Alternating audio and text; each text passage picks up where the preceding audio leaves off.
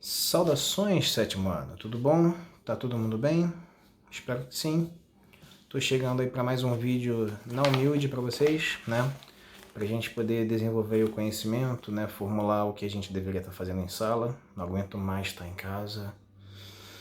Ai, quero ver pessoas, quero ver vocês, quero perturbar vocês, né? Aquele olhar maligno que eu dou assim, tá?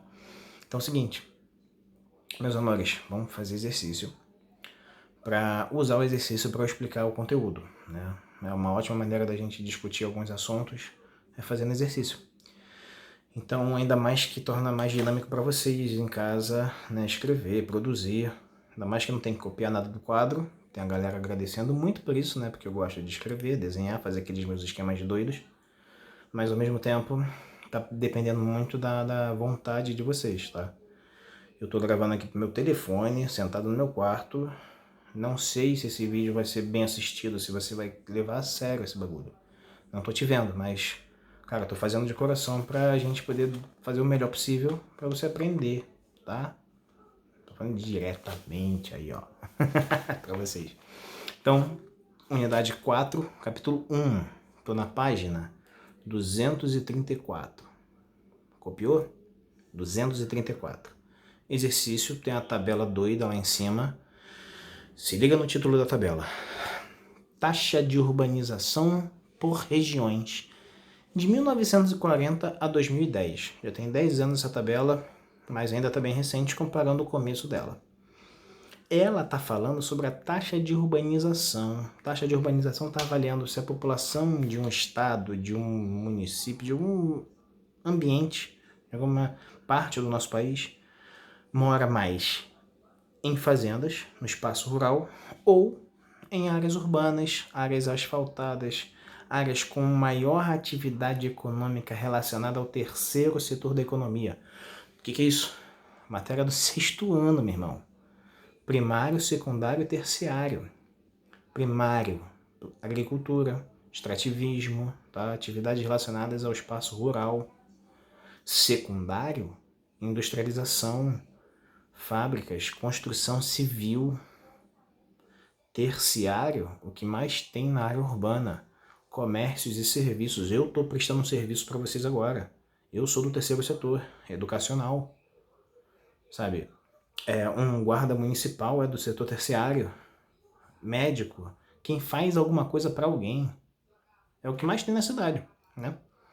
Então, pegando a visão que na área urbana tem a maior parte, o terceiro setor da economia, quando que a sociedade conseguiu desvincular a necessidade do ser humano estar perto da fazenda para produzir o básico, que é comida, e passou a preferir que as pessoas, forçar indiretamente com que as pessoas morem na área urbana. Cara, eu como batata, feijão, macarrão, arroz, miojo, mas eu não produzo. Alguém está produzindo isso para mim. Será que na fazenda de feijão estão produzindo do mesmo jeito há 300 anos atrás? Há 100 anos atrás? Acho que não. Hoje em dia tem aquela parada de trator, tem as máquinas no espaço rural que fizeram a revolução das fazendas e agora não precisa de mais muita gente na fazenda. Lembra da formação do nosso território. A gente foi colônia de exploração plantation. A gente está falando isso desde o começo do ano. Então, amiguinhos, quando que isso passou a ser mais urbano do que rural? Quando o nosso espaço rural não precisou mais de pessoas. E ao mesmo tempo, o espaço urbano, que era basicamente utilizada para transações financeiras, sediavam bancos. A gente tem aqui no Rio de Janeiro o antigo Banco do Brasil, que virou um centro educacional cultural, o CCBB. Tá? Quando voltar a pandemia, acabar a pandemia, né? Tô doido para ir lá dar um passeio, tem várias exposições maneiras. Mas era ali no centro da cidade, a cidade era pequenininha, era um ovo, um pouco de rua, que tinha a sede do governo imperial e bancos, que geravam as riquezas das fazendas do entorno. Eu, Heitor, sou morador de Irajá. Irajá era uma fazenda, Madureira era uma fazenda. Quando é que passou a ser cidade? Quando o espaço rural, quando as fazendas espalhadas no nosso estado passaram a usar as máquinas e ao mesmo tempo aqui na cidade de Janeiro começou a ter fábrica. Então, com certeza, quando as cidades passaram a oferecer emprego e as fazendas reduziram a oferta de emprego, fica fácil perceber que a galera se mudou, migrou. A ideia do êxodo rural crescendo, inchando os espaços urbanos. Falei, vamos para a tabela, tá? Se situou no que a gente está falando. No norte, região norte, lembra que tem a floresta amazônica, meu irmão? Poucas cidades. Em 1940, 27% da população vivia nas cidades. Bem mais da metade morando nas áreas rurais. Aí tu vê, em 50, a cidade cresceu para 31, 60, 37, 45, até em 2010 ser 73% da população da região norte morando nas cidades. Legal. Vou pular para a região sudeste, é nós, tá? Sudeste, São Paulo, Rio de Janeiro. Não tô vendo o nordeste, não. Sudeste, em 1940, tinha 39%, já era bem mais urbano que o norte. Se você comparar aí, já era bem mais urbano que todo mundo. 47 em 50, 57 em 60, ou seja, mais da metade já está na cidade na década de 60. Se ligou? E aí você vê que em 2010, 92% das pessoas na região sudeste moram dentro de algum sítio urbano que predomina o terceiro setor da economia. Pegou a visão? Moleza de entender. Partiu tabela, então, que é pra gente ver que tem uma diferença entre as regiões. Tá? Pode ver até o Brasil lá, que é a última parte, ó. 31, 36, 44. Em 1970, 55%. Sinal que nós, sudeste, ficamos urbanizados mais rápido que o resto do Brasil inteiro. Se ligou? Rio de Janeiro é nós. Explique as características do processo de urbanização do Brasil. Meu irmão, já estou explicando isso desde o começo do vídeo. É perceber que o Brasil ficou muito tempo atrelado ao sistema econômico da colonização, fornecendo para fora do nosso território as riquezas. Portugal sugando essas riquezas daqui. Então, meus lindos, nós estamos muito atrelados a uma economia que não enriqueceu o nosso território e que criou lugares de exploração. Tanto que o Brasil ele não é muito concentrado. Nós chamamos o nosso país de um país de economia em arquipélago. Tem um pouquinho aqui, tem um pouquinho ali, tem um pouquinho lá na Amazônia. Não está muito bem concentrado no território. Tem muitas áreas vazias ainda em relação a esse desenvolvimento. Tá? Então tu percebe que o processo histórico direcionou o nosso sistema econômico, que foi o direcionador aí da ocupação, porque enquanto éramos plantations, escravocratas traziam milhares de escravos da África para trabalhar forçadamente nas lavouras de cana, de café, de laranja, de algodão, para concentrar riqueza na mão do fazendeiro, do latifundiário, concentrando riqueza, explorando uma grande mão de obra. Parou de ser escravo? Colono. Começou a vir italiano, começou a vir francês nem tanto, né? Inglês, japonês. Veio a galera de fora vir morar aqui para trabalhar nas fazendas. Aí o fazendeiro percebeu, pô, eu tô pagando salário, tenho um monte de funcionários, um trator é mais jogo, o trator não vai reclamar, o trator não vai ficar doente. Quebrou uma peça, chama alguém, conserta na mesma hora, volta a funcionar. Tá? Eu trabalho muito mais rápido com um trator, com uma ceifadeira, com uma colheitadeira. E aí, ó, tira a galera das fazendas, forçando, intensificando o êxodo rural. A galera passando a vir trabalhar nas indústrias em São Paulo e no Rio de Janeiro, que começa a ter uma formação dessa indústria aqui. Porque a gente vai falar disso em algum tempo esse ano, tá? Da formação da indústria no Brasil. A gente está falando das cidades. E a formação da cidade aqui está muito atrelada a esse começo da industrialização. Suave? 2. Quando cada região brasileira passou a ser considerada uma região urbana? Ah, mole. Quando a maioria da população passou a viver nas áreas urbanas.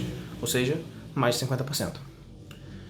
E o Brasil, o que significa, né? Quando cada região... Ah, li errado a questão, desculpa.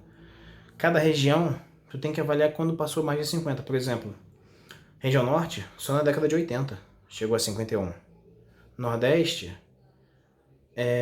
também 80, chegou lá em 50,46. Sudeste, pô, na década de 60, bem antes, entre 50 e 60. Sul, tá entre 70 e 80. Se ligou? Só ver onde cada região passou de mais de 50% morando na área urbana. O Brasil tá lá também na década de 80, não, tá na década de 70. Lindos, o que significa? Significa que há mais população residindo no espaço urbano do que no rural, tá? Um país em desenvolvimento, onde as atividades com mais valor estão nas áreas urbanas, para a população, maiores salários. Então, somos assim agora, estamos assim, um país que está mudando a economia da população trabalhar no setor rural e agora está nessa urbanização. Questão 3, moleza também. Quais principais causas possibilitaram que a região sudeste se urbanizasse antes das demais? Ah, questão ótima, olha. Tem que pensar em algumas coisas. Primeiro, eu vou ler o que eu tô aqui, ó. As principais causas que possibilitaram que a região sudeste se urbanizasse antes diz respeito à economia e à sua estrutura, que por meio de uma oferta de uma boa infraestrutura para a implementação de empresas transnacionais, que nós tivemos produtores, tanto do Rio de Janeiro quanto de São Paulo, fazendeiros, tá? Em 1910, 1915, investindo em indústria. O que isso significa? Um latifundiário, um fazendeiro, concentrador de terras, ganhava muito dinheiro na época. O cara tem tanto dinheiro, vou fazer o que com esse dinheiro?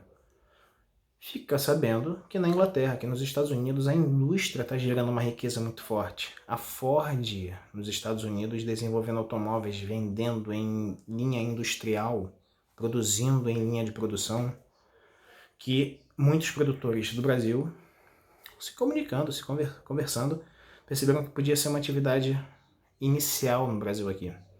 E começam a comprar fábricas, ou seja, comprar máquinas para a produção industrial aqui. Eles começam com uma indústria alimentícia, tá? Para fazer tipo... Como é que é aquilo? Farinha láctea, que é um produto bem antigo da Nestlé. Fabricar isso, fabricar macarrão, pasta, o fio, você vender produtos rurais, que aí aqui no Brasil a gente produzia muito isso. Então o cara começava a comprar máquinas para fabricar comida, bebida, roupa em uma produção mais rápida. Aí começa a nossa primeira revolução industrial. Tá? Isso é matéria de história, geografia mais à frente, mas é fácil de perceber isso. Que quando os nossos produtores rurais que tinham dinheiro, não foi o governo que investiu nisso, depois só Getúlio Vargas, na década de 30, 40, começa a ampliar isso no Brasil, com outro tipo de indústria. Mas essa conversa é para outro momento. Mas é nesse período que a gente começa aqui no Rio de Janeiro e São Paulo ofertar empregos. Aí um produtor desse, um lugar que eu conheço dessa época, chamada Fundição Progresso, que é aqui no centro do Rio de Janeiro, hoje é uma casa de show, porque a fábrica não existe mais, né? Ofertou em um momento só 2.000 empregos, botou em jornais. O jornal ia divulgar em cidades. Uma fábrica no Rio de Janeiro oferecendo 2.000 empregos vai ser inaugurada.